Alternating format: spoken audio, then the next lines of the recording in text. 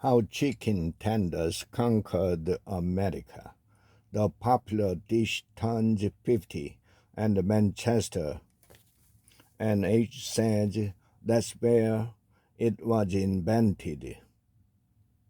50 years ago, the breaded fried chicken tender, as we know, it was invented in Manchester NH. At least that's what they say in Manchester. Such claims are usually impossible to prove, and the picture is clouded in this case because of the loose way the term chicken tender gets thrown around.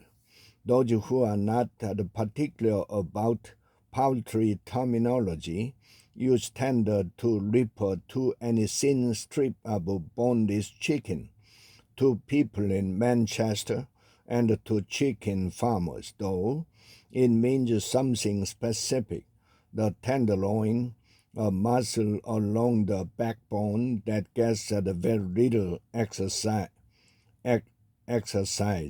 hence its tenderness.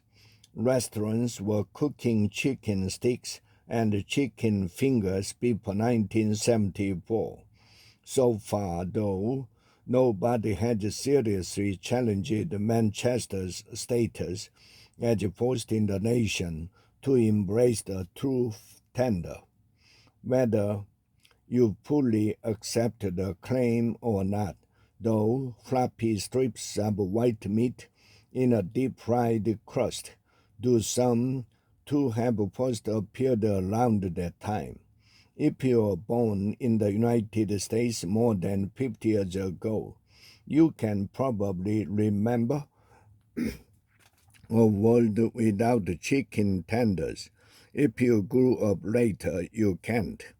Today, the chicken tender is not just familiar, it is triumphant.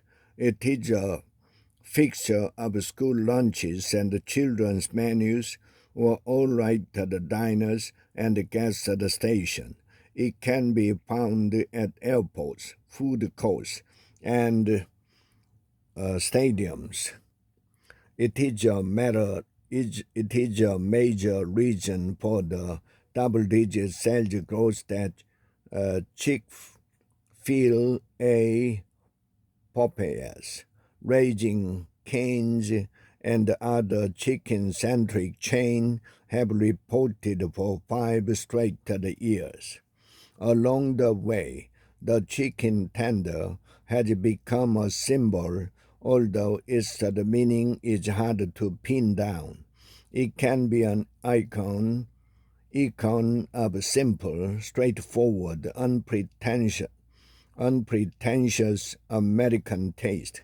It can also be an expression of dull, unadventurous food engineered for the lowest common denominator.